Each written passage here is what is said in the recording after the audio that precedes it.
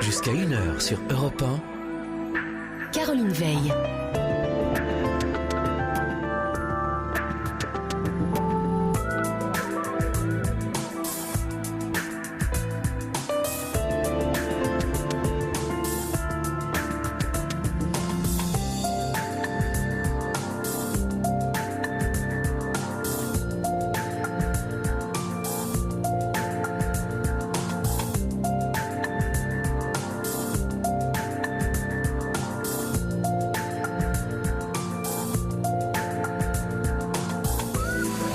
Bonsoir à tous, bienvenue sur Europe 1. Comme tous les soirs, on se retrouve et nous sommes ensemble jusqu'à 1h pour notre libre antenne.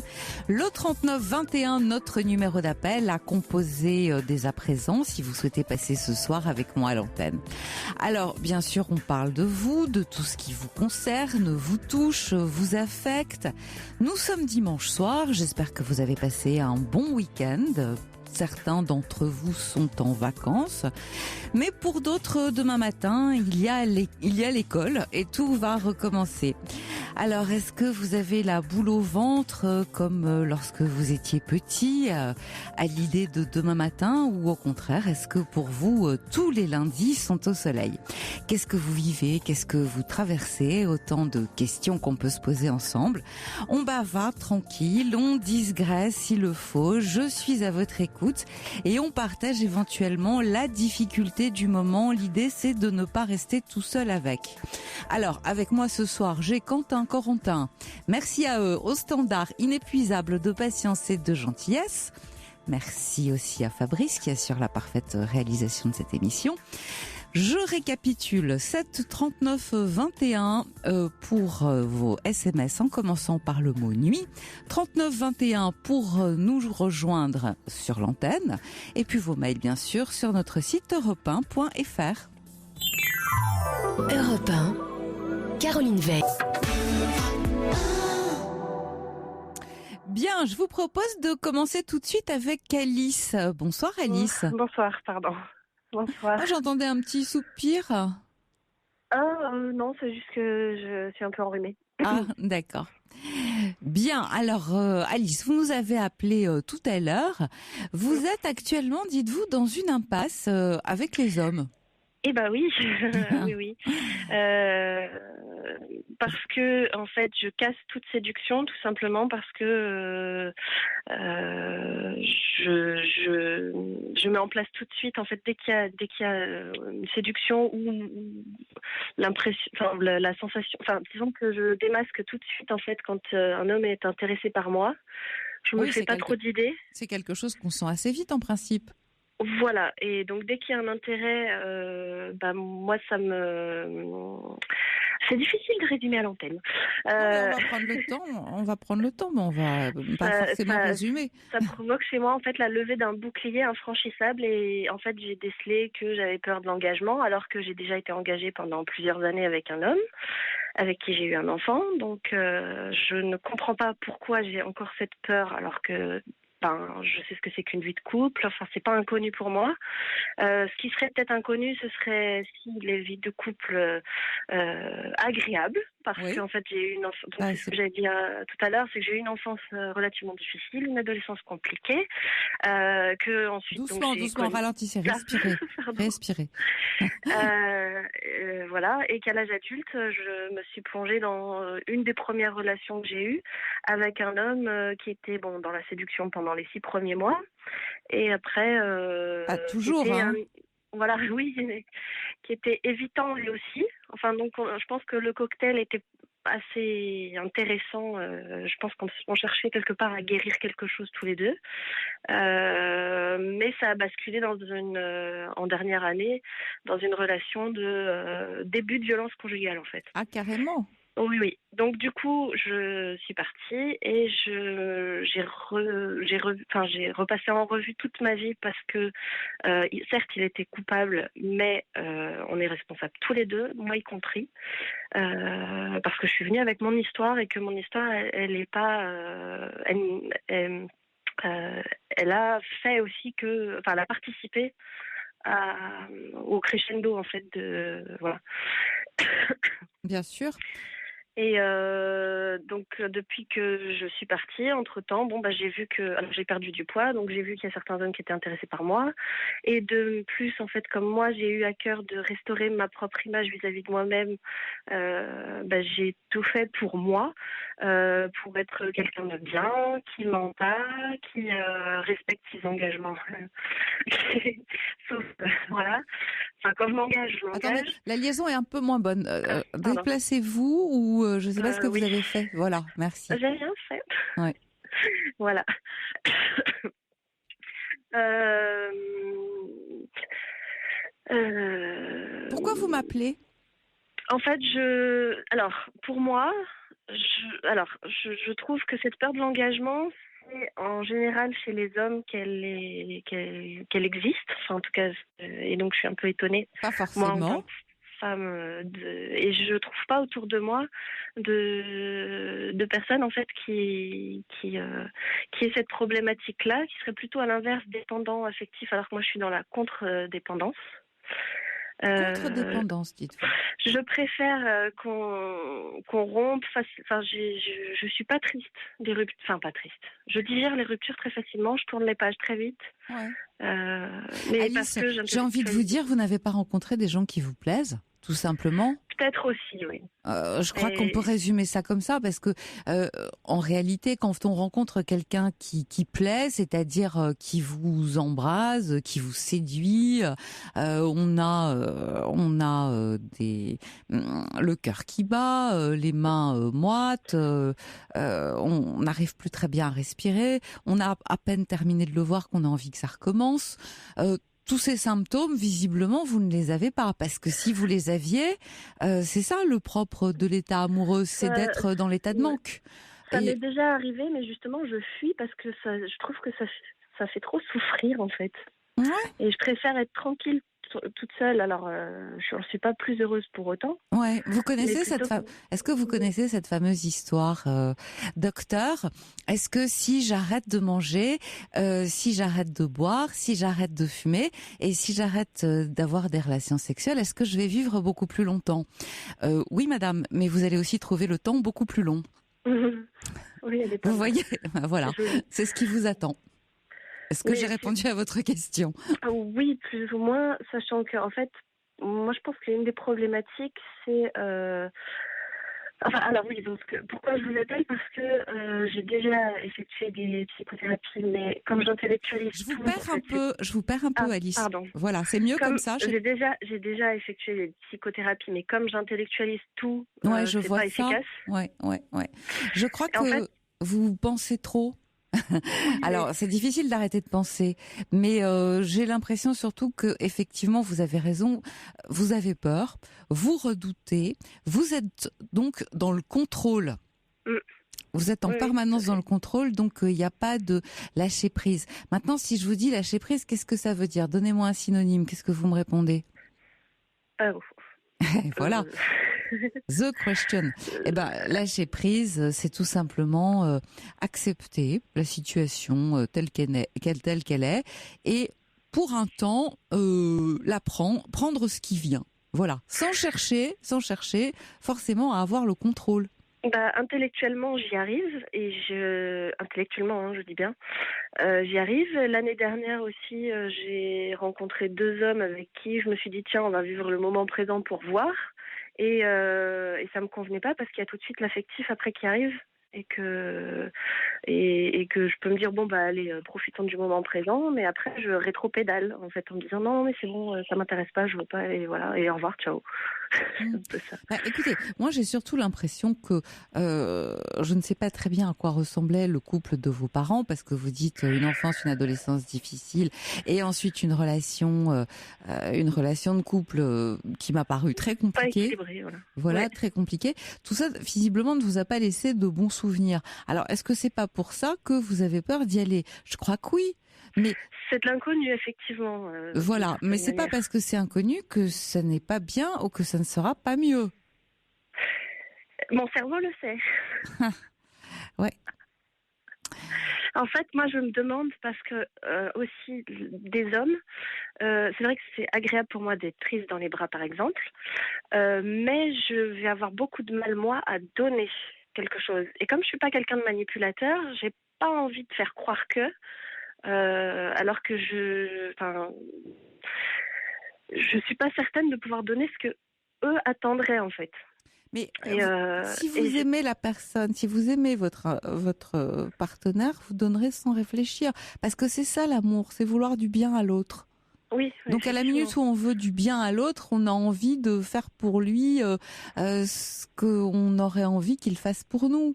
Il y a une réciproque. C'est de la bienveillance. Vous oui, voyez ? tout à fait. Oui, oui. Donc moi je sais pas très bien ce que ça veut dire quand on... Bon alors effectivement il y a des égoïstes aussi. Il y a des égoïstes et qui considèrent peut-être que tout est dû et quand vous dites... mais je crois pas que ce soit votre cas parce que vous dites je suis pas manipulatrice, je veux pas mentir. Non, Je crois voilà. c'est pas ça dont il s'agit chez vous. C'est que tout simplement vous n'avez pas rencontré aussi quelqu'un qui suscite un engouement tel que vous ayez absolument envie de le revoir et vous avez été Peut-être. échaudé. Vous avez été échaudé Oui, par beaucoup une ça. relation. Il y a un enfant quand même qui est là. D'une certaine manière, je salue votre sens des responsabilités. C'est-à-dire que vous ne voulez pas faire n'importe quoi avec n'importe qui. Ah oui, tout à fait, ça c'est évident. Et oui, non, ça c'est sûr. Ça c'est sûr. Et par contre, je pense aussi à une histoire de chaîne. Et je préserve mon enfant je pense que moi je suis le dernier maillon de la chaîne au niveau maternel qui est un peu la malédiction, on va dire, affective, on va dire ça comme ça. Ouais. Je pense que mon enfant devrait mieux s'en sortir que les générations précédentes. On verra. Ouais, ça on verra, oui. On verra. Mais bon, ce qui est sûr, c'est que j'ai envie de vous dire, laissez-vous vivre, laissez-vous un peu tranquille. En fait, la question que je me pose, je commence à me poser la question, à me demander si il existe éventuellement des thérapies de maternage en fait, parce que je pense que ce qui m'a manqué à moi, c'est d'avoir une mère. La mienne n'était pas câline, mais du tout. Et au contraire, à partir du moment où, donc c'est ce que je disais hors antenne, c'est que je me suis exprimée par opposition, puisque je n'ai pas eu l'opportunité de pouvoir développer mes compétences positivement ou mes envies positivement, puisqu'en fait il fallait que je m'adapte en permanence. J'étais dans un contexte un peu de survie psychique parce que je pouvais pas compter sur mes parents. Et et du coup, je me rends compte que, par exemple, chez les hommes, je vais avoir besoin de chercher plutôt ce côté affectif qui, évidemment, ne peut pas. Revenez là comme vous étiez. Je vous perds à nouveau. Pardon. Oui. Je disais, que je vais chercher chez les hommes ce côté où c'est eux qui vont prendre soin de moi, sauf que c'est pas... Ouais, vous avez besoin d'être prise en charge, un peu comme oui, vous mais pourrez... c'est pas à eux de faire ça, et moi, je ne peux pas me permettre de demander. Donc, je casse tout de suite la séduction parce que j'ai pas envie de rentrer... Vous pouvez pas vous permettre de le faire parce que vous savez, on peut effectivement, souvent j'entends, et d'ailleurs c'était encore le propos d'une auditrice hier qui disait j'aimerais avoir une épaule. Une épaule, ça veut dire être prise en charge, pas comme un bébé, mais Oui. vous savez, dans un couple, on se prend en charge l'un l'autre ou de façon alternative. Voilà, un moment c'est lui qui vous prend en charge et puis après c'est vous quand il a peut-être des signes de défaillance. On n'est pas, c'est pas linéaire un couple. Oui. C'est pas forcément linéaire. C'est un échange, c'est une réciprocité. On s'apporte l'un à l'autre. On se prend en charge mutuellement en réalité. Oui. Après, l'impression que j'ai, c'est que les hommes qui ont été intéressés par moi, c'est plus des hommes qui avaient un besoin parce que de prime abord, je suis quelqu'un qui comprend beaucoup le fonctionnement des autres. Je suis, je pense, une des rares femmes je fonctionne un peu pour moi, un peu des fois comme un homme, au niveau de l'évitement de certains hommes, etc. Je comprends que voilà, et je suis pas prise de tête entre guillemets, etc. Mais j'ai l'impression ceux qui se sont intéressés à moi en tout cas, j'avais l'impression qu'ils avaient une attente affectif de ma part, alors que je ne pouvais pas je peux pas leur donner ce qu'ils me demandent, parce que moi j'ai besoin d'être rassurée avant, et aussi oui effectivement qu'ils me plaisent beaucoup, mais alors à ce moment-là il faudrait qu'il y ait un débordement d'émotions. Non, Et mais comme qui je suis vous toujours dans le plaisent beaucoup. contrôle. Non, mais qui vous plaisent déjà beaucoup. Ça commence comme ça. Que vous soyez séduite, mais vraiment séduite. Et quand on est séduit, on a envie de revoir la personne. Alors vous allez me dire oui, puis d'un seul coup, je sens un débordement d'émotions qui me submerge. Et là, ça me fait peur. Et du coup, je coupe. Si je résume, c'est un peu oui, ça. ça peut être ça aussi. Voilà, oui. c'est un peu ça qui se passe, d'accord. Ça, Mm. c'est dans le meilleur des cas. Parce que dans le cas moyen, disons qu'il ne vous plaît pas plus que ça et que Oui. vous coupez de toute façon, et vous avez tout à fait raison. Mais Voilà. mettons qu'il vous plaise beaucoup, à ce moment-là, vous avez peur d'être justement trop submergé par vos émotions, donc au fond, vous vous enfuyez parce que comme ça, vous êtes plus tranquille, vous ne ressentez rien et au moins, Voilà. vous ne risquez pas, j'ai envie de C'est vous dire, ça. d'être abandonné, Aussi, à défaut d'être déçu. Mais je pense aussi quand même abandonné. Et pourtant, des séparations, j'en ai connu plein, donc Bah oui, je ne vois forcément. pas pourquoi. Bah, Et si, puis oui. bon, Mais se je séparer vois de, pas pourquoi c'est si douloureux que ça, en fait, parce que. mais se séparer de gens qu'on n'aime pas, c'est pas dur. Enfin, moins. Oui. Ce qui est dur, c'est de se séparer de gens qu'on aime. Alors, de la part de Marie, Marie, elle partage un peu mon sentiment. Elle dit, sans doute n'avez-vous pas encore rencontré la bonne personne. C'est ce qui va vous arriver et qui effacera sans doute vos interrogations. Et puis Fabienne qui propose de pratiquer la méditation pleine conscience, issue de Christophe André.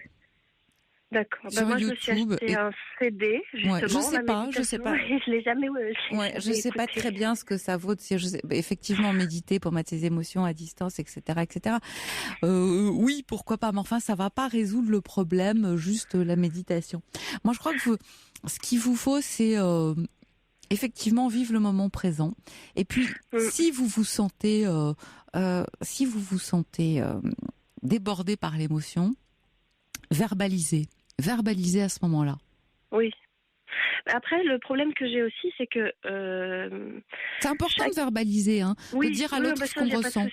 Ça, il n'y a pas de souci, parce que je veux pas que l'homme en face se sente fautif, donc je lui explique. Non, mais si vous ressentez quelque chose, verbalisez en disant « Oh là là, je me sens émue, et d'un seul coup, j'ai pas l'habitude, et d'un seul coup, ça me trouble, j'aime pas, etc. » Et laissez l'autre aussi, voilà, vous voyez ce que je veux dire, verbaliser le plus possible. Ça veut pas dire être transparent. Le problème, c'est que je me retrouve en fait très vite dans cette levée de bouclier, et que j'ai pas envie de passer entre guillemets, alors d'un homme à l'autre. Après, c'est au bout de 2 discussions. En général, c'est dès que je sens l'intérêt, donc on va pas très loin. Mais donc je passe pas d'un homme à l'autre dans le sens dégradant du terme, c'est pas ça. Mais comme justement, j'ai pas envie d'utiliser l'autre pour me comprendre moi, parce que pour moi, j'ai pas à les utiliser pour mettre le doigt sur le problème que j'ai à résoudre. Et puis je suis quelqu'un qui aime qui regarde la vérité en face. Donc là-dessus, j'ai pas de problème. Mais j'ai pas envie d'utiliser chacun des hommes pour faire un petit pas, en fait. Ouais. Faire la Écoutez, Alice, compréhension. j'ai l'impression que des hommes, vous en rencontrez beaucoup. Est-ce que vous allez sur des sites de rencontres ? Non, je m'étais inscrite l'année dernière. Je suis restée 2 semaines dessus parce que ça me convient pas et que je préfère rencontrer des gens dans la vraie vie. D'accord. Et dans la vraie vie, vous les rencontrez où et comment ? Alors, après, moi, j'aime bien sortir, soit dans un bar, mais correct, ou en boîte correcte aussi. D'accord. Et puis sinon, ça peut être... Je suis quelqu'un après qui parle très facilement. Si j'ai en face de moi quelqu'un qui est sympa, je réponds facilement, etc. Mais je suis toujours à l'affût, par contre, de tout ce qui peut être phrases manipulatrices, etc. Puisque j'ai été dans les mains, moi, de manipulateurs. Je crois que c'est ça qui vous fait peur. Vous n'êtes tout simplement pas tombé sur les bons. Alors écoutez, lâchez-moi un peu ces élastiques, détendez-vous. Je comprends ce que Fabienne veut dire quand elle dit faites un peu de méditation. Moi, j'ai envie de vous dire faites un peu de sport, faites des choses qui vous amusent. Oui, ça je le fais, et je suis, moi vis-à-vis de moi-même ou moi toute seule, je me suis libérée comme jamais. Ça, il n'y a pas de souci. Et justement, c'est ça le problème, c'est que c'est séduisant pour les hommes puisqu'ils me voient moi-même. Et c'est ça, je pense aussi qu'il est, c'est que je suis pas renfermée, que je suis plutôt sympa, que je suis plutôt rigolote, que je suis très compréhensive, que voilà. Sauf que comme ça les aide, je j'en attire pas non plus 15 à la douzaine, mais ça, oui, ça les attire plus forcément que quand on est renfermé sur soi-même ou quand on n'est pas agréable à discuter ou voilà. Et ça m'embête parce que moi qui veux juste être moi-même, du coup, je me referme parce que je veux pas être Écoutez, séduisante. non. Voilà. Ah, vous vous posez trop de questions. Mon Dieu, vous avez un petit vélo dans la tête. Écoutez, soyez vous-même et puis n'allez qu'avec ceux qui vous plaisent. Point barre. D'accord? Pas les autres. Ceux qui vous plaisent et qui vous plaisent vraiment. Commencez par être sélective. Ne faites pas n'importe quoi avec n'importe qui. Commencez par être sélective. N'allez que lorsque vous êtes séduite, vraiment séduite, et pas juste un petit peu. Déjà, vous allez voir, ça va vous détendre un peu. Et parce que aussi, ce que j'aurais voulu, j'ai pas d'amis hommes en ce moment. Et c'est ça aussi que je recherche, c'est que j'aurais bien voulu avoir des amis hommes. Alors ça, c'est encore une autre question, je suppose, entre l'amitié homme-femme, etc. Et j'en ai eu il y a une dizaine d'années, donc je sais que ça peut être possible. Mais là, en un an, je n'en trouve pas. Ça se fait pas comme ça, hein. On trouve pas comme ça des amis. Vous travaillez ? Oui. Dans le travail, peut-être, dans le travail, dans les activités, dans les clubs de sport, vous voyez, c'est là où on se fait des amis. Dans des choses qu'on fait ensemble, des intérêts qu'on partage. C'est que, voilà, pour la plupart avec qui ça connecte bien, ils sont intéressés. Et sinon, les autres, ça connecte pas forcément, plus ou moins. Ah oui, mais voilà. Ça, c'est un autre débat, l'amitié. Bon, écoutez. D'abord, ce dont vous avez envie, en fait, c'est d'un prince charmant, mais vous voudriez trouver le bon sans y laisser de plume. Et je vous comprends. Mais pour ça, un petit conseil, soyez sélective. Soyez sélective, c'est-à-dire ne faites que ce que vous sentez et pas ce que vous ne sentez pas. Écoutez-vous un peu. D'accord ? D'accord. Au revoir Alice, à bientôt. Au revoir, merci. Pour parler à Caroline Veil, appelez le 39 21, 50 centimes la minute, plus coût de l'appel. Et on va poursuivre avec Stéphanie. Bonsoir Stéphanie. Bonsoir Caroline. Très belle chanson. N'est-ce pas ? Oui, mais c'est oui. grand monsieur de la musique.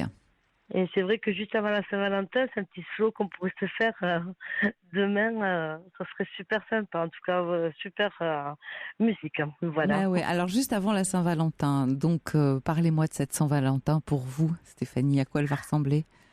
Alors écoutez, moi j'ai fait j'espère avoir offert à mon amoureux quelque chose d'original. Ouais. Et je lui ai acheté une étoile à son nom. Ah, c'est beau ça. Alors comment on fait-on pour faire ça ? Alors écoutez, moi j'ai trouvé ça sur, je sais pas si vous connaissez le site Groupon. Non. Alors c'est un site, vous savez, où il y a plusieurs personnes qui achètent en même temps et où on peut avoir des réductions comme ça. Et je suis allée voir Saint-Valentin et alors j'ai trouvé ça génial. Je vais lui donner une étoile à son nom. Ah c'est beau ça, c'est incroyable. Ah, ouais. Belle idée, bravo. Merci, c'est gentil. Bon, est-ce que je peux savoir pourquoi vous m'appelez ? Alors, je vous appelle parce que ça fait très longtemps qu'on est ensemble. Ça fait à peu près 25 ans, 8 ans qu'on est mariés. Et quand on s'est rencontrés, j'avais eu énorme problème avec mes parents. Il m'a récupéré un petit peu comme un petit animal sauvage, on va dire. Ouais. Qu'il a su, comment dire ça, il a, je sais pas comment expliquer ça, il a réussi, voilà. À vous apprivoiser. Ah, merci, je cherchais le terme. Ah, oui, Saint-Exupéry. Et c'est vrai qu'après, dès qu'il nous arrive quelque chose de bien, j'ai tendance à faire en sorte que ça se passe pas bien. Ah bon, vous voulez gâcher? J'ai peur ouais, mais sans le vouloir, hein. J'ai peur du bonheur un petit peu, j'ai l'impression. Et ça a commencé dès qu'on est commencé à partir en vacances. 3 premiers jours, je suis pas contente. Enfin, Ah bon? Je suis stressée. Oui, après ça se passe. Ça se passe après. Oui. Bon. Et... Attendez, j'ai mon chat. Attendez, excusez-moi, je vais ouvrir mon chat. Ouais. Parce que, excusez-moi, Non mais... Oui. Excusez-moi, madame. Caroline, pardon. Et donc après, ça s'est fait pareil pour mon mariage. Je voulais vraiment me marier avec lui. Et quand on s'est mariés, je lui jetais la bague dans la tête. Enfin, j'ai failli tout foutre en l'air. Ah oui. C'était bon. Alors après, j'ai eu la chance d'avoir un homme vraiment qui sait. Il a compris. Il sait que je suis comme ça. Donc c'est que maintenant, il anticipe. Oui, c'est ça. Il désamorce la bombe avant qu'elle n'explose. Voilà. Bon, voilà, complètement. c'est bien. Et là, avec plusieurs années ça fait 8 ans qu'on est mariés. Oui. Et que vraiment, on galère quand même. Et là, on va avoir une maison à nous. Ah, formidable. Achetée, mais qui sera à nous. Et et qu'on est en location, vous voyez, depuis mon fils a 14 ans, depuis 15 ans. Oui. Et je me dis, c'est pas possible. Hein. Et là, aujourd'hui, vous voyez, il a amené un frigo, un congélateur quand on va être dans notre maison, mais c'est pas possible. Hein, c'est trop beau pour vous ça. Vous avez l'impression que vous ne le méritez pas? Oui. Bah, c'est un peu ça l'idée. Peut-être qu'il faudrait vous faire à l'idée que vous y avez droit comme tout le monde. Mais je me dis, c'est pas possible. Hein. Mais si, c'est possible. Ben oui, parce que puisque c'est réel, en fait. Puisque c'est vrai que c'est...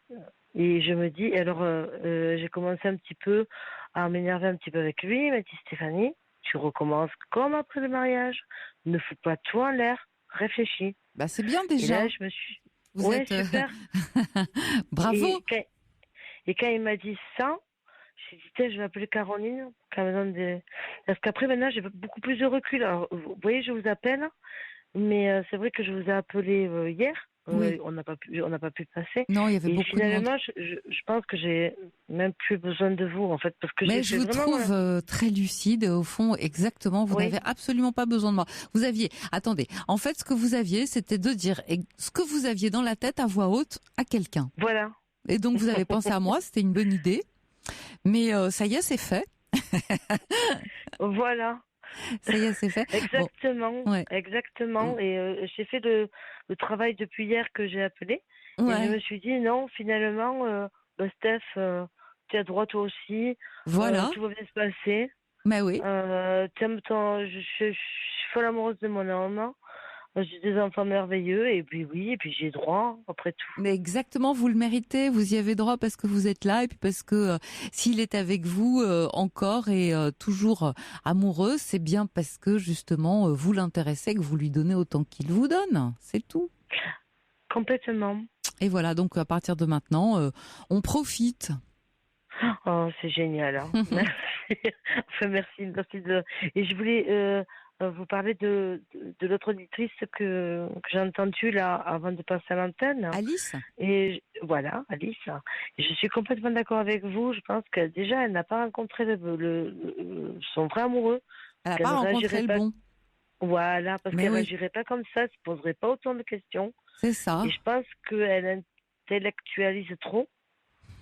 Bah, on intellectualise, on réfléchit, puis intellectualiser, c'est une façon de s'empêcher et de ne pas vraiment rencontrer. Mais bon, quand on a vécu des choses difficiles, on s'organise pour finalement rester indisponible. Vous savez bien. Vous vous êtes rendu disponible. Et puis, c'est très intéressant en réalité ce que vous dites, Stéphanie, c'est-à-dire ce qui s'est passé. Hier, on aurait dû se parler. Ça s'est pas fait parce que il y a eu du monde et qu'on a dû remettre à aujourd'hui. Et regardez, juste en l'espace d'une nuit, une journée, il y a un travail qui s'est fait tout seul, à l'insu de votre plein gré, où finalement vous êtes sereine ce soir. J'ai envie de dire, vous êtes complètement apaisée. Vous avez fait la paix avec vous et peut-être que de temps en temps vous ne pourrez pas vous empêcher de sortir des griffes et de gâcher un petit peu le moment. Voilà, histoire de refaire ce qu'on a l'habitude de faire parce que vous savez, on répète. Mais vous êtes quand même suffisamment lucide aussi pour vous arrêter à temps et pour vous dire oh là là, qu'est-ce que je suis en train de faire là? Voilà. Qu'est-ce que ça veut J'ai dire? pas envie en fait, de tout pas bousiller parce que j'ai pas tout bousillé, mais j'ai pas envie d'amener plus de complications alors que finalement on est heureux Bah oui. et que cette maison c'est une super chance et que oui, je me l'accorde. Comment vous expliquer Voilà, ça, vous le valez bien. Merci. Stéphanie, Et profitez. finalement, oui, voilà. Bon, Et que je vais profiter de tout ça et ça va être génial. exactement. À très bientôt et donnez-nous des nouvelles pour nous dire comment c'est Avec formidable. grand plaisir, je vous rappellerai quand j'aurai aménagé. Au revoir. Au revoir, merci encore. Et tout de suite, nous poursuivons avec Marie. Bonsoir Marie. Oui, bonsoir. Je suis contente de vous avoir au téléphone depuis longtemps que vous je le veux vouliez. Voilà, vous appeler tous les week-ends. Je vous écoute et j'écoute beaucoup les émissions. Ouais. Et on se reconnaît pas mal dans certaines personnes. Les auditeurs, voilà, les uns et les autres. Oui. Mais oui, c'est une belle façon de se rencontrer, voilà, aussi. Dites-moi. C'est une émission vraiment formidable. Bon, bah, merci à vous. Mais cette émission, c'est vous qui la faites, hein. Donc, qu'est-ce qui vous arrive? Ben moi, je voulais vous appeler depuis un bout de temps parce que je me dis, je sais plus trop quoi dire, je sais plus trop quoi guider ma fille dans ce qu'elle veut faire, dans son travail et tout ça, dans sa vie. Et je me suis dit, il faut que j'appelle à l'émission, voir ce qu'on peut me conseiller. Alors, de quoi s'agit-il? Votre fille, quel âge a-t-elle? Oui, ma fille, elle a 35 ans. Ah oui, c'est pas... voilà. On ne parle pas d'un nourrisson, là? Non, du tout, non. Ce qu'il y a, j'ai commencé déjà depuis le début pour mieux comprendre. On a été toujours très proches quand on était très jeunes. Oui. Et puis, elle a eu une jeunesse très, très joyeuse, quoi. Et puis, après, elle a eu un petit frère. Et puis... à quel âge? Elle avait 3 ans, 6 ans.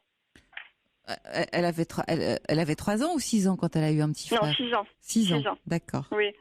Et puis, avec son petit frère, ça s'est très, très, très, très, très mal passé. Il y a eu des erreurs médicales, tout ça. Et puis, elle a eu un frère qui était handicapé. Ah là là. Voilà. Et vous, un fils handicapé, donc, si je comprends bien. Voilà. Ouais. Et je m'en suis occupée de mon fils nuit et jour.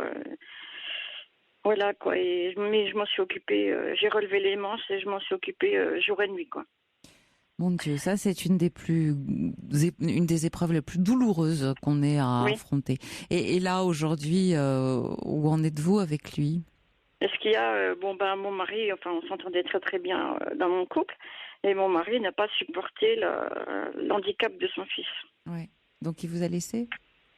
Donc moi j'ai tout supporté, tout, et quand il finit sa journée, il passait jamais son temps avec nous, il était constamment renfermé devant la télé.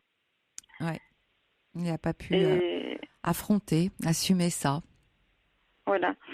Et ce qu'il y a par la suite, à l'âge de 15 ans, j'ai dû placer mon fils dans un centre, et puis je m'en suis occupée quand même. Et puis, parce que il devenait lourd, je pouvais plus trop m'en occuper. Bien sûr. Et ce qu'il y a, mon ex-mari ne supportait pas du tout mon fils. Vu la situation, il en voulait au médecin, il en voulait à tout le monde. Et puis, ma fille, je pense qu'on supportait les frais aussi. Oui. Et alors, ma fille m'a déjà dit un jour, il aurait préféré que ce soit moi qui sois handicapée. À ce point-là? Oui. Ouais. Et écoutez, vous savez aussi, quelquefois on dit n'importe quoi parce que la douleur est trop grande et que c'est pas, on ne le pense pas forcément, mais on ne sait pas comment exprimer ce malheur, cette douleur, tout simplement. Mhm. Il faut pas prendre tout ce qu'on dit comme ça dans ces moments-là pour argent comptant. C'est pas autre chose que un immense désespoir, de la détresse, et puis voilà, on n'a pas toujours les mots qu'il faudrait. Mais c'est vrai que voir un enfant Et souffrir puis, avec ma un handicap, fille, c'est très difficile. Mais ça a dû être oui. difficile pour votre fille aussi. Alors, Oui. qu'est-ce qui se passe avec elle aujourd'hui? Ce qu'il y a, elle a tout supporté tout ça, parce que déjà quand elle était à l'école, tout ça, elle avait de très mauvaises notes. Et quand elle revenait avec ses mauvaises notes à la maison, mon ex-mari la prenait par le cou, tout ça, voilà quoi. La prenait par le cou? Oui, oui, oui, oui, oui. Mais Il y pour lui avait faire quoi? pour lui faire peur, quoi. Il la collait au mur. Donc, vous voulez dire qu'il était violent avec elle? Oui, oui, c'est ça, oui, voilà. Il était violent. Donc elle avait des notes qui étaient pas terribles et tout. Et Oui. alors, elle reste chez vous, elle reste habitée avec ses parents jusqu'à quel âge? Oh, jusqu'à 17-18 ans. Oui, et alors après, qu'est-ce Oui. qui se passe? Mais après, elle est partie chez une amie à moi. Ouais. Et puis moi, j'ai dû divorcer parce que je me suis dit, si ça continue comme ça, et il peut se passer n'importe quoi au niveau du foyer. Il peut devenir encore plus violent. Donc, pour la vie de mes enfants, j'ai divorcé et je suis partie, j'ai tout laissé tomber. J'ai recommencé tout à zéro. Oh là. J'ai relevé les manches, on m'a aidé. Il y a des associations qui m'ont aidé, tout ça. J'ai tout laissé, mes affaires, tout dans la maison. En plus, je pouvais pas apporter quelque chose qui m'appartenait parce que mon ex-mari fermait toujours la maison. Donc vous avez recommencé dans des conditions difficiles, hein, j'entends.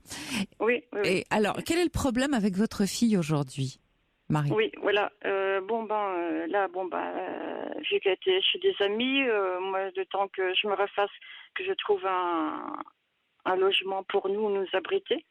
Et puis, entre-temps, elle a connu un ami qu'elle est toujours avec. Et oui, un garçon. elle croyait aller comme elle adorait la danse, elle croyait se mettre dans l'événementiel pour faire de la danse. Voilà, Oui. quoi. Partir à l'étranger, mais ça marche pas comme ça. Non, pas toujours. Oui. Et puis, du coup, elle s'est mise avec cet ami-là, et puis... Et il vous plaît pas? Non, non, du tout, non. Pourquoi il vous plaît pas? Il se mêlait de ma vie privée, et puis il me dégradait, il regardait comment j'étais habillée, comment j'étais ci, comment j'étais ça, quoi. Alors, Non, mais attendez, il habitait avec vous? Non. Il habitait avec ma fille. Ils avaient pris un logement. Tous les deux? Qui assumait, Oui. qui assumait financièrement le logement? Lui. Lui, d'accord. Et elle vivait Oui. avec lui. Et alors, pourquoi est-ce qu'il s'occupait de votre tenue vestimentaire à vous? Et pourquoi est-ce qu'il s'occupait de faire des réflexions sur vous? Vous étiez là? Vous étiez très présente? C'est quand j'allais voir ma fille, quoi, là. Mais vous alliez la voir souvent, moyennement souvent? Avec quelle fréquence? Que je me rende compte. Oui, Si moyennement. Par exemple, une fois par semaine, 2 fois par semaine, expliquez-moi. Une fois par semaine, oui. Une fois par semaine. Bon. Et alors, à quoi elle occupait son temps? Ce qu'il y a, elle faisait des petites missions à droite, à gauche. Et ce qu'il y a, par rapport à ce qu'elle a vécu, ma fille, elle est pas mature du tout. Bah oui, j'ai bien l'impression. Oui. Donc, elle n'a pas de permis. À l'heure actuelle, elle a du mal à trouver un travail. Ils ont déménagé de là où j'habite actuellement. Là, ils ont déménagé du côté de Longwy. Oui. Et elle recherche à travailler dans le commercial. Oui, être vendeuse? Non, pas comme vendeuse, mais comme employée libre-service. D'accord. Elle aime bien bouger, elle aime bien travailler dans le magasin, comme ça, remplir les rayons, mais ce qu'elle cherchait un travail de manager, mais sans faire la formation. Mais il faut avoir le sens de responsabilité pour ça. Oui, mais elle s'y connaît un peu dans tout ça. Mais elle voulait faire la formation et puis pas moyen qu'elle trouve quelque chose pour la former au niveau de Pôle emploi et tout ça. Écoutez, Marie, moi j'ai envie de vous dire, votre fille, elle a 35 ans, c'est une adulte maintenant, et elle a besoin de faire toute seule sa propre expérience. Et tant que vous allez considérer qu'elle n'est pas mature, et elle n'est pas mature d'ailleurs, elle va rester pas mature. Oui, je me dis, elle a 35 ans, là, elle n'arrive toujours pas à trouver du boulot. Elle a fait une semaine dans un magasin au champ et puis ça n'a pas été, soi-disant, parce que elle a passé un entretien, ça a été, ça a marché. Elle a commencé à travailler et puis 3-4 jours après, ils l'ont plus voulu parce que ils ont pris une petite jeune de 17 ans pour moins la payer. Ouais, mais moi, j'ai l'impression que vous êtes extrêmement présente. Est-ce que vous ne devriez pas penser plutôt à la laisser faire, elle, tracer toute seule sa route, son chemin? Alors, voilà ce qui va se passer, Marie. On va s'interrompre le temps du journal. Oui. Vous ne raccrochez pas. Je vous retrouve tout de suite après. D'accord? D'accord, merci. Jusqu'à 1h sur Europe 1. Caroline Veil.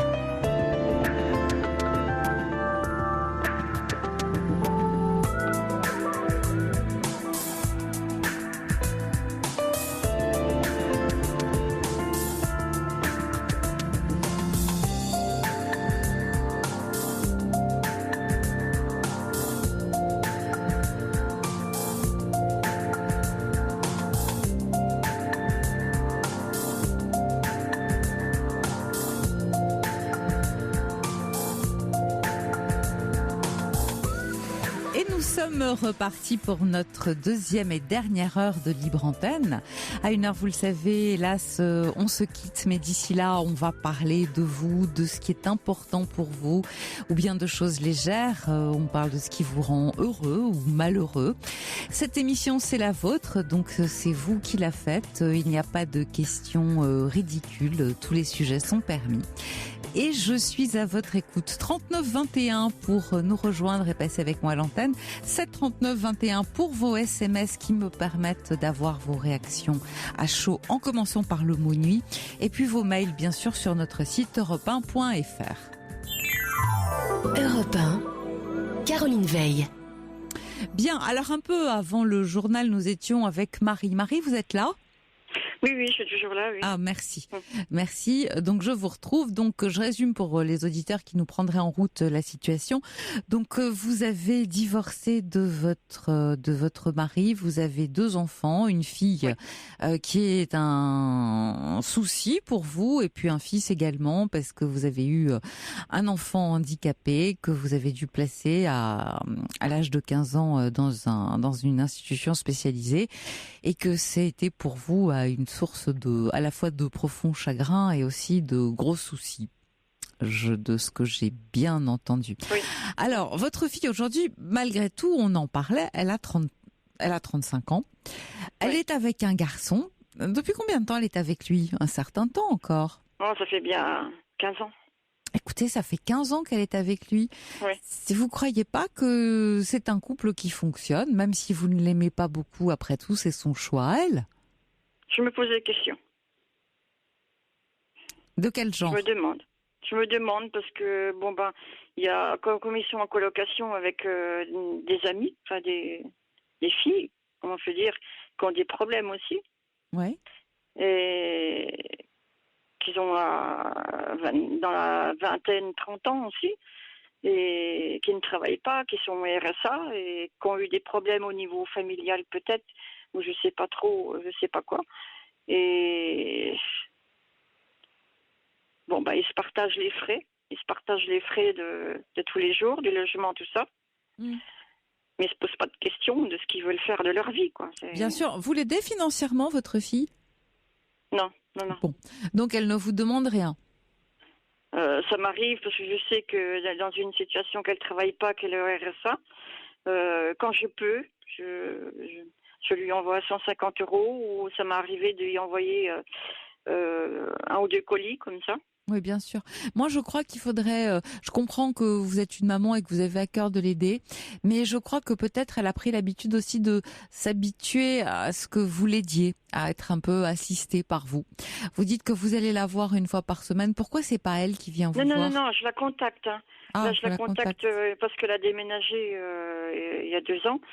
Et donc, on se trouve loin de l'autre maintenant. Pour moi, c'est un peu dur. C'est pour ça que je la contacte au moins une fois par semaine. Bien sûr, c'est le minimum, hein. Une fois par semaine, vous Oui. parlez à votre fille, c'est normal. Bon, moi je pense que il faut lui laisser vivre sa vie. Vous pouvez pas faire grand-chose. Aujourd'hui, elle vit avec un garçon, elle est avec lui depuis 15 ans, donc même si vous pensez qu'il n'est pas de très bonne influence pour elle, après tout, c'est son choix. Alors, vous êtes aussi sa mère. Ça veut pas dire que vous ne puissiez pas, une bonne fois pour toutes, lui donner votre avis en disant mais qu'est-ce que ça veut dire, où tu vas comme ça, à quoi tu joues, est-ce que tu crois pas que tu pourrais te trouver, sans que ça ait l'air d'un reproche, en disant tu es capable de te trouver une bonne situation mais de faire ce qu'il faut pour ça, parce que là j'ai l'impression que tu te laisses un peu vivre, tu mets pas suffisamment le coup de collier et là tu es jeune mais tu risques un jour de le regretter, par exemple. Donc vous êtes sa mère, vous pouvez lui parler, mais une fois, pas tout le temps. Oui. Mais je fais attention de ce que je dis parce que le caractère aussi qui est pas trop souple. Ah bah alors si elle a le caractère qui est pas trop souple, stop les colis, Ouais. les 150 € et tout ça. Vous l'appelez, bonjour, ça va, tu vas bien? Ouais. Bon voilà, la pluie, le beau temps, comment elle a passé la semaine, et bouche cousue quant à ce qu'elle fait. Et vous allez voir, hein, parce que pour qu'elle apprenne à nager dans le grand bain, il n'y a pas 36 solutions, il faut lui enlever la bouée. Oui. C'est aussi simple que ça. Vous n'avez... Moi, ma famille m'a déjà dit, bon, bah, laisse-la vivre sa vie, Mais tu oui. vis de la tienne. Mais exactement. Mais c'est exactement ce dont il s'agit. Alors bien sûr, c'est par un souci de protection, mais vous avez du mal à vous détacher d'elle. Et du coup, peut-être que ça l'empêche aussi, de façon inconsciente. Mhm. D'ailleurs, c'est ce que m'envoient les auditeurs. J'ai Marie qui dit cette dame est très impliquée, peut-être doit-elle laisser respirer sa fille. Anne qui dit soyons plus simples. Madame est prise de tête. Et puis René qui dit on entend bien que votre fille évolue encore au sein de vos girons. Libérez-la et elle va prendre son envol. Donc je suis pas la seule à entendre ça. Et puis un autre de la part de Marie qui dit peut-être faut-il couper le cordon ombilical avec sa fille. Elle a 35 ans, elle sait toujours pas s'orienter. Trop materner ne rend pas service. Oui, parce que je me dis, qu'est-ce qu'elle va faire de sa vie? Moi, je la vois pas avec un enfant, surtout pas. Hein. Bah écoutez, Surtout pas. non, mais laissez-la décider. Laissez-la décider. Peut-être qu'un enfant, ça va au contraire la rendre très responsable. Regardez, j'ai 1, 2, 3, 4, 5, 6 messages. Donc 6 auditeurs et moi. Donc ça fait déjà 7 personnes qui entendons tous la même chose et qui serions plus ou moins tous à vous mettre dans la même direction. Qu'est-ce que vous en pensez? Pour moi, c'est difficile. Je crois que c'est difficile pour vous. Le problème, c'est vous. C'est pas tant votre fille que vous. Vous avez du mal à renoncer, à lâcher cette. Moi, tout ce que je voudrais, c'est qu'elle soit heureuse. Mais vous pouvez pas décider pour elle de ce qu'elle va faire. Bien sûr que vous voudriez le mieux pour elle, mais après tout, laissez-la faire sa vie et son chemin comme elle en a envie. Je me dis, qu'est-ce qu'elle va faire Elle n'a pas de travail, sa retraite, elle va pas de jolie. Ouais, mais c'est à elle d'y penser. Vous lui avez suffisamment répété, hein, j'imagine. Non? Ouais. Bon, je pense que elle vous a entendu. À mon avis, vous avez dû en parler. Vous avez dû vous exprimer sur le sujet. Non? Oui, j'ai dit quand je suis partie, j'ai passé Nouvel An avec elle. J'ai dit mais parce que je me demande si tu es heureuse, quoi. Et qu'est-ce qu'elle vous J'ai répond? oui, t'inquiète pas. Voilà, t'inquiète pas. Eh ben écoutez, arrêtez de vous inquiéter et elle va s'inquiéter toute seule pour elle. Et puis vivez votre vie. Qu'est-ce que vous faites, vous? Ben moi, actuellement, je travaille. Je Oui. travaille dans la sécurité. Oui. Et puis bon je recherche quand même. Je me vois pas finir ma vie tout seul. Je recherche quand même Un quelqu'un. compagnon. Et puis oui. Mais c'est très très difficile parce que à l'heure actuelle, c'est pas facile. Ah non, c'est pas toujours évident. Mais enfin Quand on bon. cherche quelqu'un de cultivé et qui a du savoir-vivre et des valeurs, c'est pas facile. Ah oui, mais il y en a forcément un pour vous. Il faut pas se décourager comme ça. Mais par contre, ce qui serait bien, c'est que vous preniez du temps un peu plus pour vous et pour vous occuper de votre vie à vous. D'accord ? Mais c'est pas facile parce que j'ai un métier qui me prend beaucoup. Je travaille dans la sécurité et bon, c'est pas facile pour moi. Non, j'imagine, bien Ouais. sûr, mais vous avez peut-être des collègues, des amis avec lesquels vous pouvez sortir. J'habite dans la Marne et puis je connais pas beaucoup de monde dans la Marne. Hein. J'ai pas beaucoup d'amis, que 2 amis, c'est tout. Ouais, ça fait pas énorme tout ça. Ouais. Qu'est-ce que vous pourriez faire pour en rencontrer d'autres ? Sortir. Bah, par exemple, voilà. Et bon, votre fille a déménagé, donc elle est plus à côté de vous. Donc maintenant, ça vous rend plus disponible aussi. D'accord ? Oui, Je parce comprends que qu'elle vous manque. je suis tout seul hein, maintenant. Mon fils est décédé à l'âge de en 2012, parce que ça s'aggravait au niveau de sa santé. Oui. Mon ex-mari s'est dessaisi de la tutelle en 2010. Il Oh reconnaît là plus là là là. reconnaissait plus de ses enfants. Oh là tout. là. Donc vous êtes très Donc, seule. Vous êtes très ouais. seule. Et puis ma fille n'arrive pas du tout à joindre son père non plus, ou il veut plus avoir de ses nouvelles, je sais pas. Il a refait sa vie, mais Ah, c'est voilà. une vie difficile, mon Dieu, tout ce que vous avez dû traverser. Vous avez le droit à un peu d'apaisement, un peu de sérénité. Oui. J'adore être dans la sérénité. Ouais, mais je pense que vous devriez prendre le temps d'essayer de rencontrer des personnes qui pourraient vous faire du bien dans des associations quand vous avez du temps, le week-end, même si vous êtes dans la sécurité, j'ai bien entendu. Vous travaillez pas tous les jours non plus. Non, je suis plus libre en semaine qu'en week-end. En week-end, je travaille. D'accord. Jusqu'au lundi, 4h du matin. Waouh. Oui. Eh ben, Voilà. vous êtes courageuse. Vous êtes courageuse, Marie. Écoutez, je vous souhaite bon courage. Et puis, Écoutez, je vous remercie. vivez un peu plus pour vous et laissez-la vivre sa vie à elle. D'accord ? C'est pour ça que je me disais, par rapport à ma fille, si des fois il y a des personnes ou qui pourraient avoir des contacts pour elle, toutefois pour pouvoir la faire rentrer dans le milieu commercial, même par rapport à son âge. J'ai bien compris, Marie. Laissez-la faire toute seule ses démarches. Lâchez-lui les baskets. D'accord, je vais lâcher les baskets. Hein, lâchez-lui les baskets. Je Laissez-la. dis à tout le monde, mais ma fille, elle va me faire devenir chèvre bientôt. Ouais, non, mais laissez-la. C'est vous qui êtes très, très attaché à elle. Bien sûr qu'on veut le mieux pour son enfant, mais vous êtes très attaché à elle. Et puis, c'est vous qui êtes malheureuse aussi, qui avez envie de refaire votre vie. C'est vous qui vous sentez seule.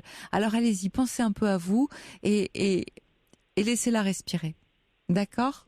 D'accord, entendu. À bientôt. Au revoir. Écoutez, je vous remercie de m'avoir Merci à entendu. vous. Merci. Au revoir. Au revoir. Pour parler à Caroline Veil, Appelez le 39 21, 50 centimes la minute, plus coût de l'appel. Et tout de suite, Anne avec nous. Bonsoir, Anne. Bonsoir Caroline. Bien, alors vous êtes en colère. Ah oui, je suis triste Ouais.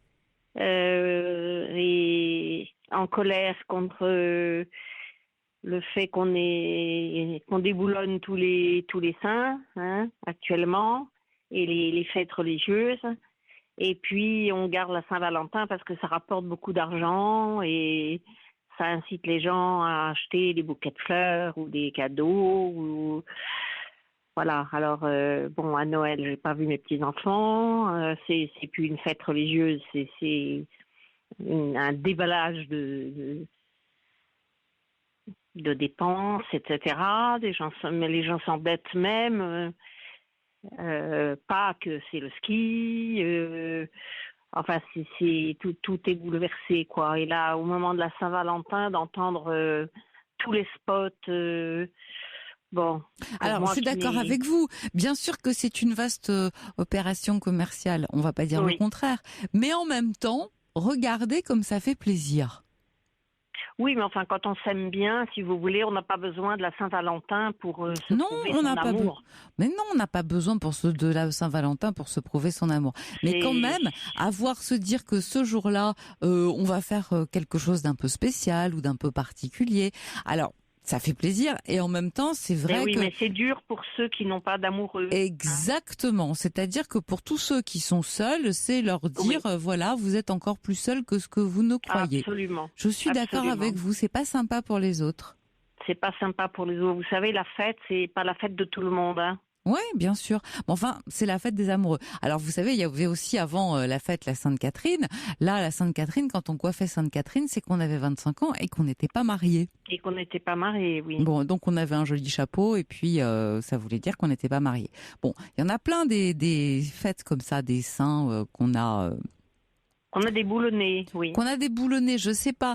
Bon. Disons qu'on se sert de celle-là pour faire la fête. Il y a des cœurs, il y a des cadeaux, des chocolats, des fleurs. Un matraquage publicitaire surtout et une incitation à la dépense qui est excessive. Enfin, si vous voulez, moi je suis alitée, hein, je suis handicapée, donc je suis malvoyante, donc j'écoute la radio toute la journée. Ouais. Et si vous voulez, toutes les 5 minutes d'avoir un spot parlant de la Saint-Valentin et des amoureux, etc., alors que je suis seule, c'est une torture, quoi. Ça vous fait mal? Ça me fait très mal. Ça me fait très mal. Mais c'est compréhensible. Parce que mon mari m'a jetée, hein, au bout de 30 ans de mariage et 3 enfants, hein, et si vous voulez, c'est... Oui, bah, ça fait... J'ai 73 ans, C'était il y a longtemps? Pardon? C'était il y a longtemps qu'il vous a quitté? C'est-à-dire que ça fait 30 ans, oui, qu'il m'a quitté, mais là, il vient de demander le divorce. Ah, seulement? Seulement maintenant, c'est ça, maintenant j'ai 73 ans, mais comme on était mariés, si vous voulez, sans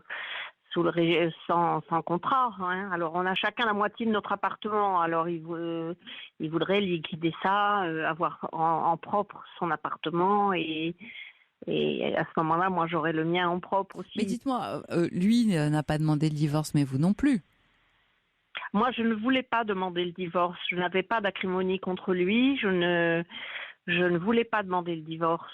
C'est pour ça que je ne l'ai pas fait, j'estime que c'est lui qui était demandeur. Oui. C'est lui qui est parti, et là il a autant de bonnes femmes qu'il veut, il saute sur tout ce qui bouge, il voyage, il mène une très bonne vie, il a un bon salaire, et si vous voulez, moi je suis de l'ancienne école, si vous voulez, je suis d'avant 68, et pour moi la parole donnée pour la vie, pour le meilleur et pour le pire, ça voulait dire quelque chose. Tout à fait. Je comprends ce que vous voulez dire. Mais en même temps, qu'est-ce qui s'est passé? Pourquoi il s'en va? Il a rencontré quelqu'un d'autre? Il en a eu assez de me voir le nez au milieu de la figure et que il avait envie de voyager. Et puis de toute façon, il me faisait changer tous les 5 ans de ville parce qu'il en avait marre. Hein. Donc on a déménagé 10 fois. À chaque fois, il fallait que je retrouve pour les enfants des écoles, un réseau d'amis, etc., etc., quoi. Oui, vous l'aimiez? Oui, je l'aime encore. Ah c'est pour ça que vous êtes aussi triste. Voilà, je souffre. Ouais, je souffre. Évidemment, c'est très douloureux quand on aime un homme et puis qu'il vous quitte et que vous restez seul et que vous êtes aussi avec 3 enfants à charge. Oui, et puis alors j'ai un fils qui s'est suicidé à 37 ans aussi, hein, donc oh là. Ce sont des épreuves qui sont très lourdes, lourdes à supporter. Oui. Énorme, ça a dû être affreux. Affreux. Et vous... Surtout que c'est la société qui l'a tué, parce que c'était un artiste et qu'il n'a pas trouvé de travail. Ah. Et au bout du énième refus, il s'est pendu. Oh là là. Oh là là. Qu'est-ce qu'il faisait comme genre de... Il était designer. Oh là là. C'est très dur, mais en même temps, bon, il avait certainement aussi une fragilité. Et il a fait des tas de petits boulots. Hein. Il n'était pas paresseux. Il a fait des tas de choses jusqu'au jour où on lui a refusé une formation après l'avoir utilisée pendant 1 mois pour boucher un trou. Et après, on lui a refusé la formation dans ce métier pour lequel il n'avait pas été préparé. Hein. C'était éducateur spécialisé. Il a dit finalement, oui, ça me plaît assez. Je vais demander la formation. Et on lui a refusé la formation. C'est pour ça que je dis que c'est la société qui l'a tué. Écoutez, bon, vous savez, c'est pas si simple, c'est pas forcément la société. Quelquefois, il y a des personnes qui ont une fragilité, qui ont aussi du mal à vivre. Oui, bien sûr. Et qui savent pas demander aussi de l'aide quand elles en auraient besoin. Donc, la société... Il était suivi par un psychiatre parce que sa femme est pédopsychiatre. Ah, d'accord. Et personne n'a rien vu venir. Oh là là. Ça a dû être très douloureux. Et vos autres enfants, vous avez des petits-enfants?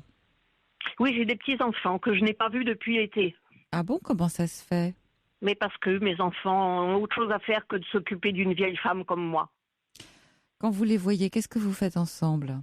Vous m'avez dit vous êtes handicapé, ça doit pas être malgré tout. Non, mais on joue à des jeux. J'ai gardé des jeux chez moi qui sont contents de retrouver quand ils viennent. Ouais. Et puis j'ai emprunté un fauteuil roulant pour passer 2 jours au bord de la mer avec eux cet été. Ouais. Ah bah et c'est la dernière fois que je les ai vus. Et ils sont gentils avec vous? Mes petits-enfants, quand ils me voient, ils sont gentils avec moi, oui. Bon. Mais ils viennent jamais me voir. Et quelle relation avez-vous avec vos autres enfants? Alors, ils sont dispersés. Mon fils, quand il vient tout seul parce que ma belle-fille est une garce. Ma belle-fille qui a perdu donc son mari, qui a perdu mon fils, elle est très gentille, mais elle habite Mâcon, donc c'est quand même assez loin. Ouais. Et puis elle a la charge de ses 2 petits garçons. Hein. Ah oui, c'est-à-dire que c'est une famille. Oui. Ouais. Le dernier avait 9 mois quand son père s'est suicidé. Donc voilà. Et puis mon autre fille n'est pas mariée, elle n'a pas d'enfant. Elle est dans le sud de la France. Qu'est-ce qu'elle fait? Elle est vétérinaire. D'accord. De campagne. Bon, bah écoutez, vous avez des enfants qui se débrouillent tout de même. Alors, mes enfants se débrouillent très bien. Mes enfants se débrouillent très bien, mais sans moi, quoi. Moi, j'ai l'impression que j'ai plus rien à faire sur cette terre, quoi. Bah, je vous sens très déprimée surtout, Anne, mais alors vous avez traversé des épreuves très lourdes, très difficiles. Lourdes. Donc je comprends aujourd'hui, vous êtes seule avec vous-même. J'ai envie de vous dire peut-être qu'il faudrait sortir un petit peu, si vous le pouviez. Je ne le peux pas, malheureusement. Là, je sors de 3 mois d'hôpital psychiatrique et 1 mois dans une maison de retraite abominable. Ah là là, ouais. Et j'en suis partie. J'ai voulu rentrer chez moi parce que je m'en allais vers la mort, quoi. De voir toutes ces personnes de 80, 90 ans qu'on maintient en vie pour empocher leur séjour. Vous avez un traitement? Oui, j'ai un traitement. Bon, vous êtes suivie, j'ai l'impression. Ah oui, je suis suivie, mais je suis diabétique, j'ai une insuffisance cardiaque, j'ai perdu la vue, donc je voudrais sortir de la vie dignement. Ouais. Maintenant, voyez, parce que je vois pas pourquoi j'attendrais 90 ans pour devenir un légume. Il y a quelqu'un qui s'occupe de vous dans la journée? Vous avez une aide, quelque chose? Oui, j'ai un réfugié égyptien que j'ai hébergé. Oui. Qui est très gentil, qui me fait la cuisine. Et donc là, tout le temps, puisque... vous avez trouvé, avec beaucoup d'intelligence, le moyen de ne pas être seul. Il dort chez moi, donc voilà, donc il est là tout le temps, quoi. Bien sûr. Je me suis suicidée, d'ailleurs j'ai essayé de me suicider, c'est lui qui m'a empêchée.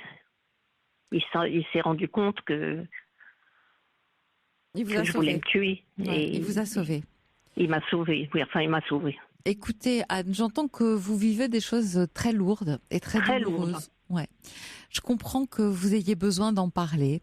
Je crois que peut-être vous devriez faire appel à des services sociaux ou une psychologue de manière à pas rester seule avec tout ça. Oui, c'est ce que je fais. C'est ce que je fais actuellement. Oui. Ouais. Parce que c'est bien trop dense et trop lourd pour vous toute seule. C'est très lourd. Vous avez besoin J'essaie de me retourner un peu vers la vie, mais... Ouais, mais ça doit pas être si simple. J'entends que ça doit pas être simple. J'ai l'impression que les psychologues, c'est du blabla. Non.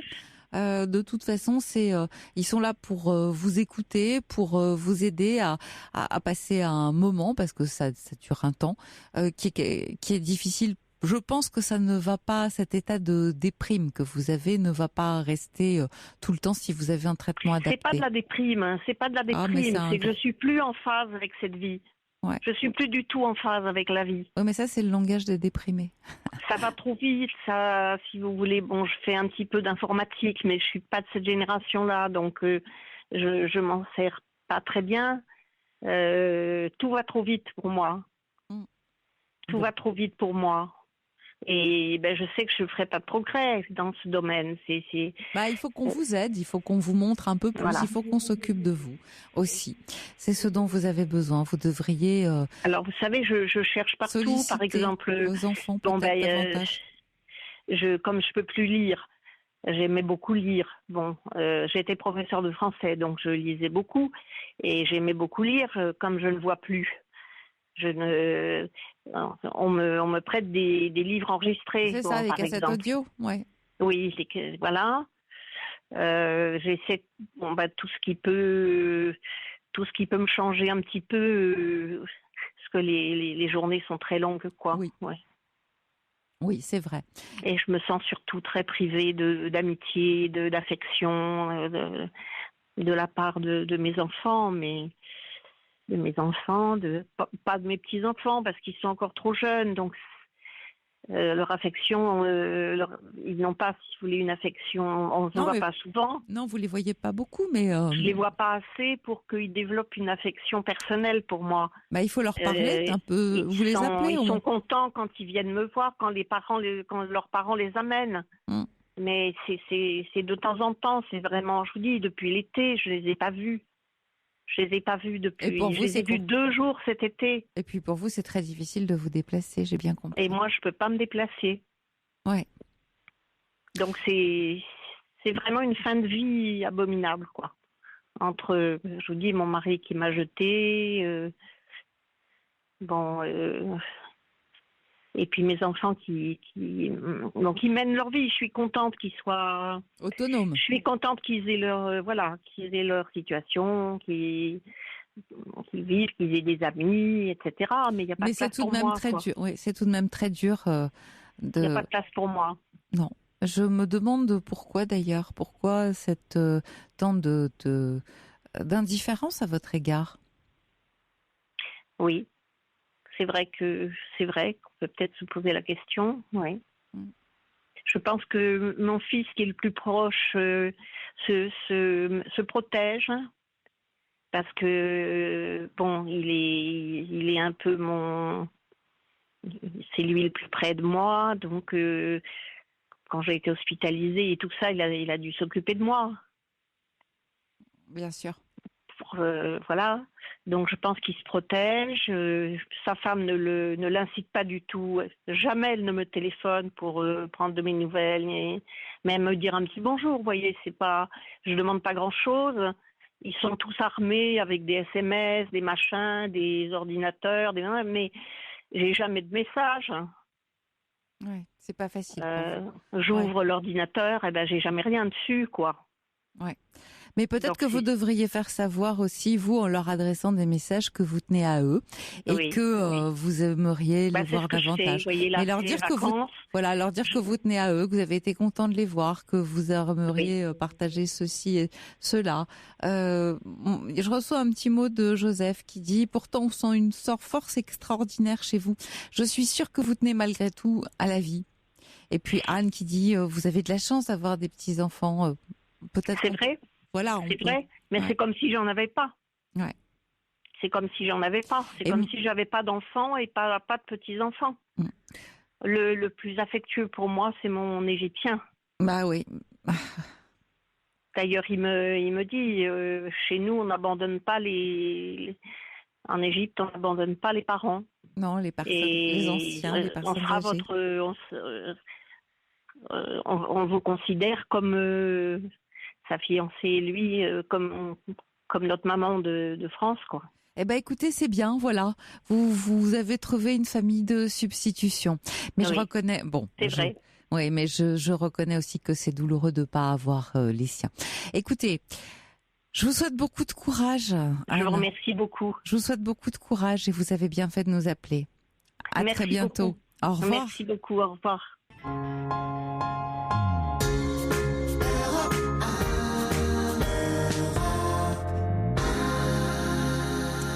Et on continue avec Marie. Bonsoir Marie. Oui, bonsoir Caroline. Bon, je vous appelle là parce que bon, j'ai fait une dépression en 2008. Oui. Bon, donc bon, j'ai été hospitalisée, enfin bon, bref.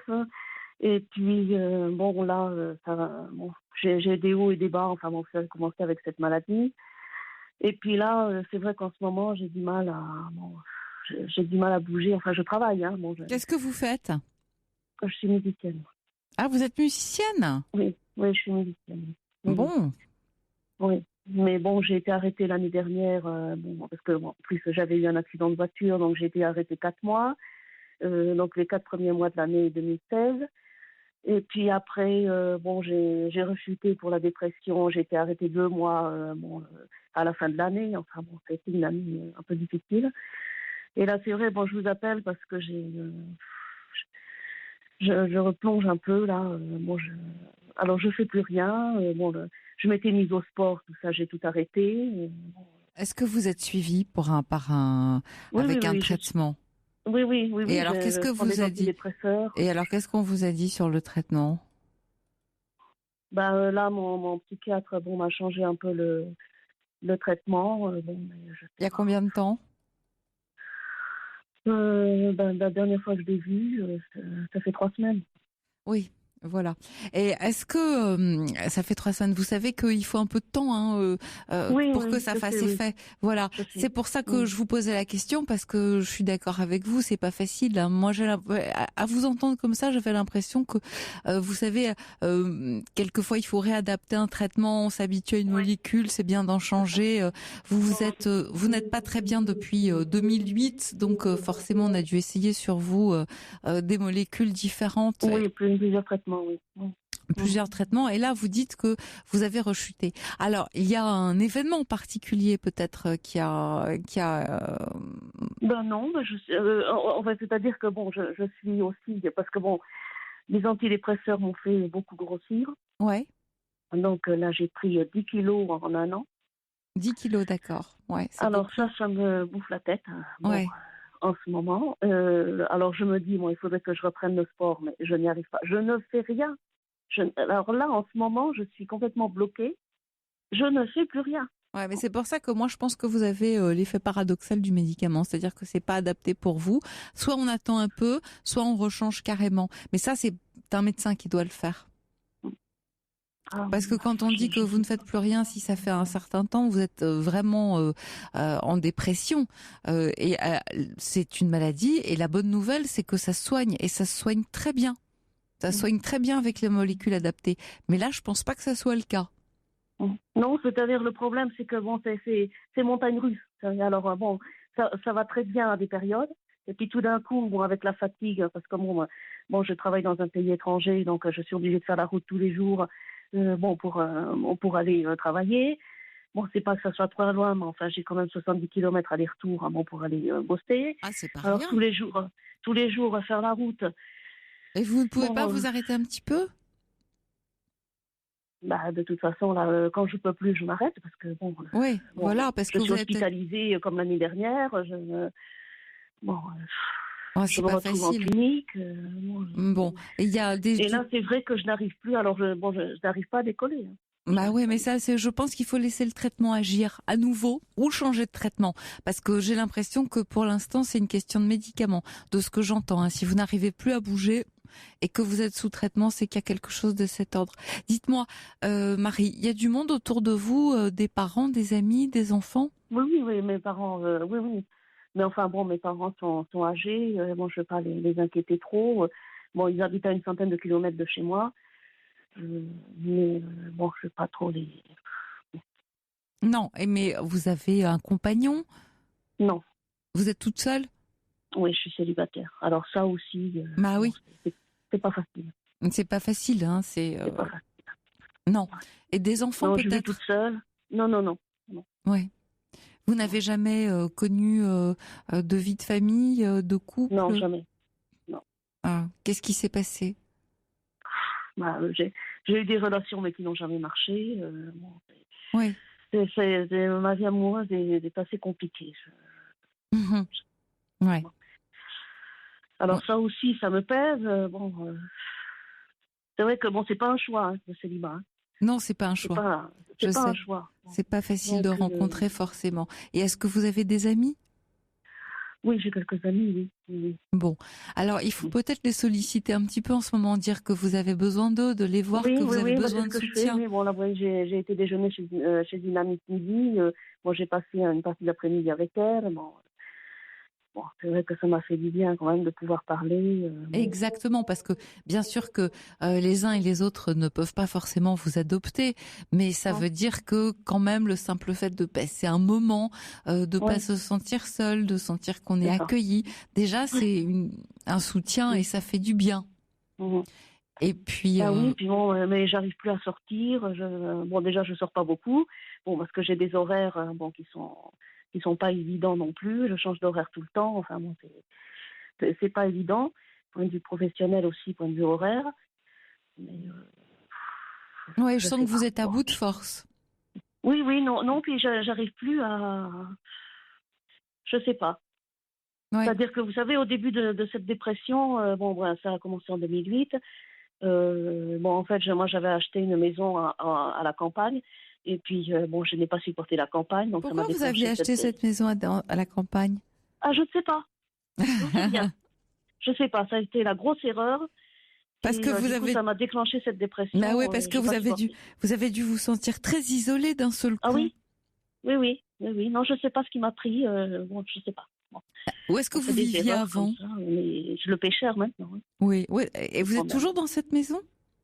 Ah non. Oh là là. J'y suis restée 11 mois. Ah, d'accord. Oui. Vous avez réussi à en partir? Oui. J'ai réussi à en partir et là, je suis revenue en ville dans un appartement. Qui vous convient? Qui me convient. Bon, c'est déjà ça, de se réveiller dans un cadre de vie qui est pour vous. Oui. Allô? Oui, non, je suis là, dans un cadre, je disais dans un cadre de vie qui est pour vous. Non, je ne vous ai pas quitté comme ça. Non. Dites-moi, j'ai l'impression qu'il va falloir faire preuve d'un peu de patience. Je sais que ça fait pas plaisir. Qu'au début de la maladie, j'ai essayé parce que c'est vrai que j'avais du mal à accepter parce que moi j'avais un caractère quand même assez fort. J'ai passé énormément de concours avant d'avoir ma situation. Ah bon? J'ai passé presque 50 concours avant d'avoir ma place. Ah là là. Et c'est énorme. J'ai passé 6 années de concours à passer des concours tous les mois. Bon. Et c'est vrai que là, j'avais cette volonté. Et c'est vrai que depuis 2008, depuis cette dépression, là, j'ai l'impression que tout est, je sais pas, que tout est parti. Ouais, il y a plus cette envie de vaincre, de vivre. Voilà. Oui, c'est ça. J'ai plus cette niaque que j'avais autrefois. Je sais pas. Bon. Est-ce que vous donnez des cours? J'en ai donné, oui, mais là, j'ai plus le temps. Là. Ah bon, ça vous apportait pas grand-chose. Ouais. Non, c'est pas ça, mais c'est que j'ai pas le temps. Ah. Bah oui. J'ai pas le temps. Vous jouez toute la journée? Non, j'ai des pauses quand même, mais c'est vrai que de faire la route tous les jours aussi, ça me fatigue. Ouais, mais j'ai l'impression que, vous savez, la dépression, c'est ne pas pouvoir affronter le quotidien. Et moi, j'ai l'impression que tout vous fatigue, tout vous épuise, tout est harassant pour vous. Oui.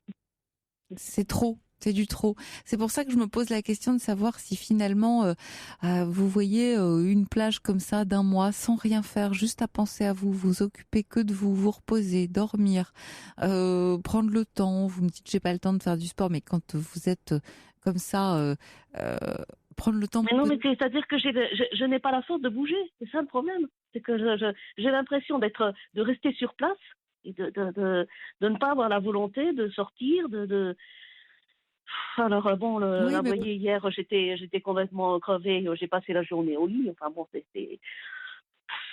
ouais. Bon.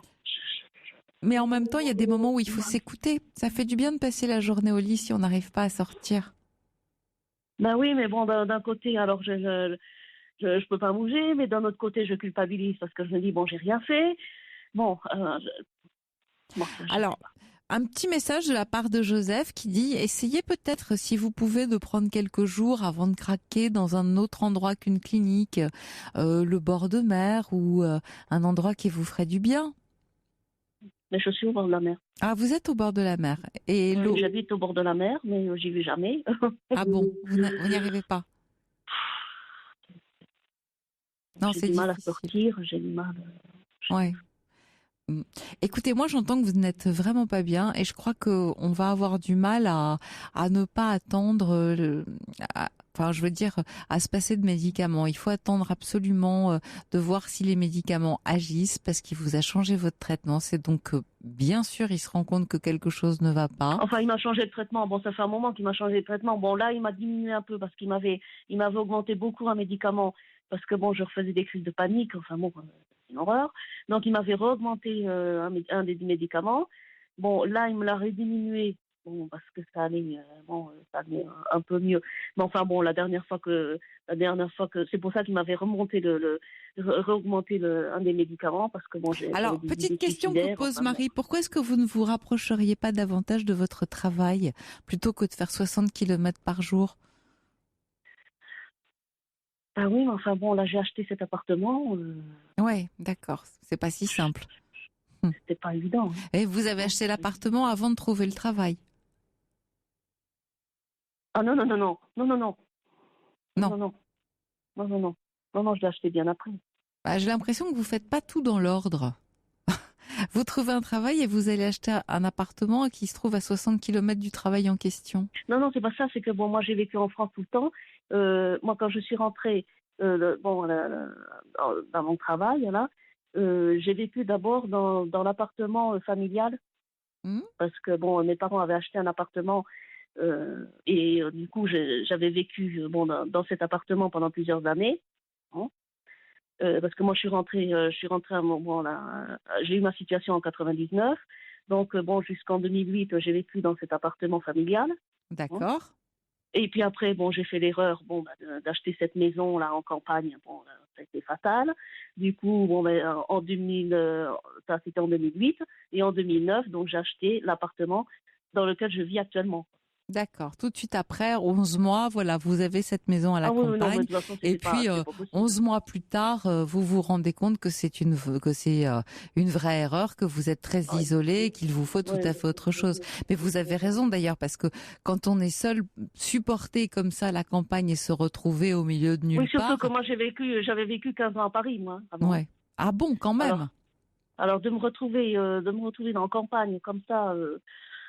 Là, ça a été, mais qu'est-ce qui s'était passé? Un besoin de revenir aux sources, de vous isoler, de sentir la nature? Vous avez j'en sais rien. Je sais pas. Un coup de foudre pour un endroit? Ou est-ce que au contraire c'était un coup de foudre pour un endroit? Mais la question que je me pose, moi, je me demande si c'était pas déjà le signe d'une déprime.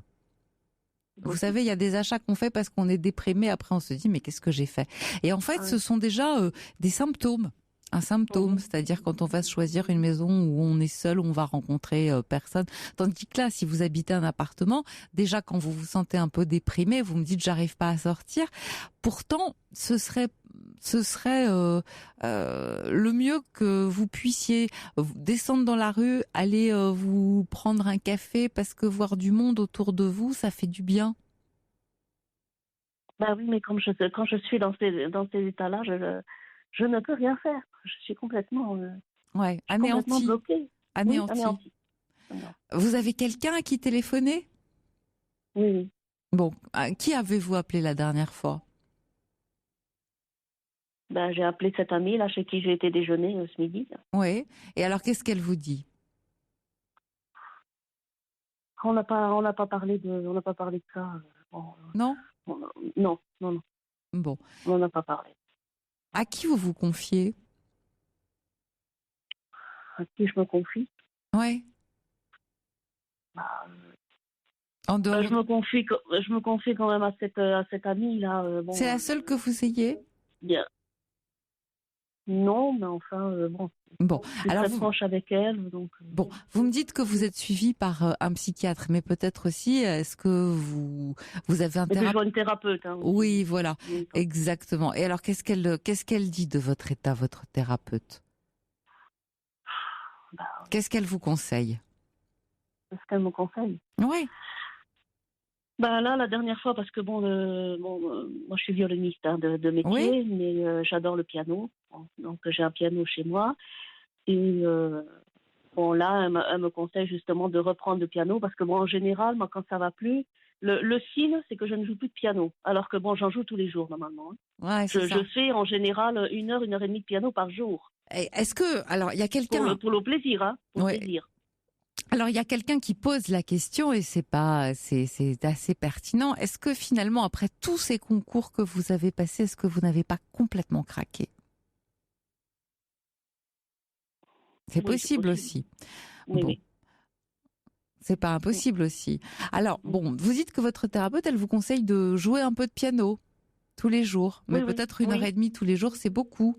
Peut-être juste un petit peu, un quart d'heure pour commencer, même quand vous n'allez pas très bien. Mais ça, c'est un signe. Hein. Quand je ne joue plus de piano, c'est que ça va craquer. Hein. Ça, c'est un des signes, ça aussi. Parce que en général, je joue tous les jours. Et là, vous voyez, je n'ai pas joué depuis pratiquement une semaine. Ouais. Alors, ce qui serait bien, je vais vous dire, c'est que vous l'appeliez dès demain matin pour prendre rendez-vous avec elle. Quand on n'est pas bien, il ne faut pas attendre forcément. Ah ouais, je la vois vendredi, là. Vendredi, mais attendez, demain matin, on est lundi. Demain matin, on est lundi. Vous avez passé toute la journée d'hier. Vous me dites que vous n'avez pas bougé. Demain, on est lundi. Oui, voilà. Demain, on est lundi. Peut-être que vous devriez passer l'appeler pour lui dire que vous avez besoin de la voir avant vendredi. Peut-être qu'il faut que vous la voyiez 2 fois dans la semaine, de façon à pas vous sentir aussi seul et aussi abandonné. Parce que là, il y a un très grand sentiment d'abandon. Hein? Non, puis alors, j'avais... Là, c'est pour ça que mon psychiatre aussi, m'avait augmenté le traitement parce que moi j'avais des idées suicidaires. Enfin, bah, bien et sûr. comme j'ai fait des tentatives déjà, alors. Ouais. Bon. Donc, on peut pas vous laisser. Mon psychiatre, il a eu peur. Du coup, c'est pour ça qu'il m'avait augmenté le traitement. Bien sûr, on peut pas vous laisser comme ça, toute seule dans la nature, parce que vous risquez encore une fois d'avoir des idées noires. Si vous appelez ce soir, c'est bien parce que vous vous sentez toute seule, en proie à un grand sentiment d'abandon, triste. Et, puis alors le problème aussi, c'est que j'ai pris énormément de poids avec le traitement. Oui, mais ça donne faim, les antidépresseurs. Oui, alors c'est ça. Alors je compense avec la nourriture, mais alors je fais des crises de boulimie, c'est une horreur. J'ai pris 10 kilos en 1 an. C'est beaucoup. C'est vrai que c'est beaucoup. Énorme. Alors je ne supporte plus mon corps, je me supporte plus. C'est pour ça qu'à des moments je me dis il vaudrait mieux en finir. Non, on peut s'arranger pour maigrir d'abord. Non, mais j'ai pas la volonté. Je ne peux pas. Si vous Parce que j'ai beau me le dire, mais écoutez, j'avais vu une diététicienne qui m'avait fait un programme et tout ça. Non, mais vous ne pouvez pas aujourd'hui, mais vous pourrez dans quelque temps. Les médicaments vont vous aider, les médicaments vont vous sortir de là, c'est ce que j'essaye de vous dire. Dans quelque temps, vous ne serez pas la même qu'aujourd'hui. Avec un traitement plus adapté, vous allez remonter la pente, vous allez de nouveau être d'attaque et vous aurez envie de faire ce régime. Aujourd'hui, vous me parlez le langage de quelqu'un qui est tout à fait déprimé et c'est normal. C'est normal parce que les médicaments n'ont pas encore agi ou peut-être parce que ce ne sont pas encore les bons médicaments. Mais ça va bientôt fonctionner. Donc, soyez un petit peu patiente et je peux vous dire que vous ne serez pas la même d'ici quelques temps. Et entre-temps, d'ailleurs, ce qu'il faudrait, c'est que vous soyez accompagné, que vous alliez voir votre thérapeute peut-être plus souvent qu'une fois par semaine, parce que c'est pas beaucoup, juste une fois par semaine, 1 heure avec quelqu'un. Non, mais là, ça allait à peu près bien. Donc là, actuellement, je la vois 1 fois par mois. Hein. Ouais, c'est pas assez. Écoutez, Marie, je vais devoir vous quitter parce qu'hélas, notre émission s'achève, mais n'hésitez pas, le cas échéant, à nous rappeler. À très bientôt.